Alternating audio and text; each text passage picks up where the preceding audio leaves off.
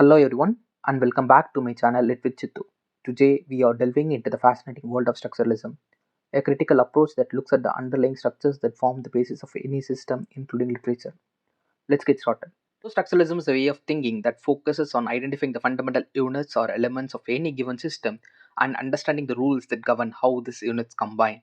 Originating in the mid 20th century France, structuralism stresses that all aspects of human culture are structured by underlying systems of meaning.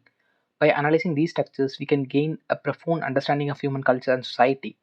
This approach draws inspiration from the scientific advancement in chemistry and physics, where the discovery that all matter is composed of atoms served as a model. Just as atoms form the building blocks of physical world, structuralists believe that there are basic units underlying all the aspects of human life, including language and literature.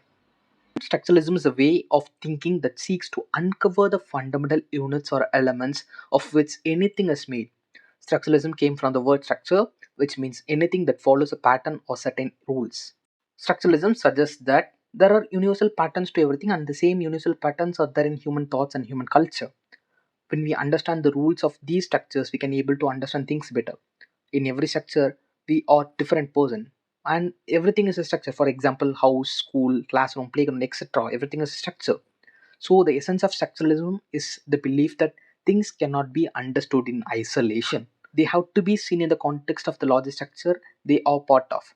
So structuralism is the understanding of structure that forms the entire thing. For example, a structuralist analysis of a pencil would examine how specific types of atoms combine in certain pattern to create wood and graphite cylinder we use for writing. This method can be applied across various disciplines, including anthropology, linguistics, mathematics, and literary criticisms. And now we are going to see about the binary oppositions. One of the foundational concepts in structuralism is binary oppositions, and these are pairs of contrasting elements that structuralists use to understand the relationship within a system. For instance, the opposition of male and female is a common structure in many societies. Ferdinand de Saussure, a Swiss linguist, argued that all language is based on a binary opposition, like good or evil and nature or culture. These oppositions are not natural, they are human constructs that help us make sense of the world. Now let's discuss something about synchrony and diachrony. Structuralists also distinguish between the synchronic and diachronic analysis. The synchronic analysis focuses on the structure of a system at a specific point in time, much like taking a snapshot. In contrast, the diachronic analysis examines how the structure of a system evolves over time, like taking a time-lapse video. And both these approaches are crucial for understanding the dynamics of cultural and social systems. Now let's discuss about signifiers and signified. In structuralism, meaning is produced through the relationship between signifiers and signifieds. A signifier is a physical form, such as word or an image, that represents something else, the signified. For example, the word dog, that is the signifier, represents the concept of a dog, that is the signified. The relationship is central to understanding how language and other signifying systems work. The next important concept is intertextuality. Structuralists believe in the interconnectedness of text, a concept known as intertextuality. This means that the meaning of any text is influenced by the other text. For instance, a novel may draw on themes, characters, or narratives from the previous novel, myths, or cultural artifacts. Understanding these connections can reveal deeper layers of meaning within a text. Structuralism in different fields.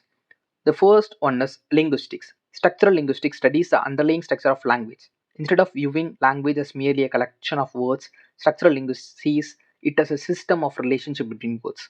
This perspective helps us understand how meaning is constructed and communicated. The next one is anthropology. In anthropology, structuralists examines the underlying structures of social and cultural system. They argue that these systems are governed by logical rules and patterns, rather than being random or arbitrary. This approach can uncover the universal principles that shape human societies. The next one is literary criticism. Structuralist literary critics focus on the underlying structures of text. They argue that the meaning of a text arises from the relationship between its elements rather than from the individual words or sentences. This method can reveal the deeper, often hidden structures that give a text its meaning.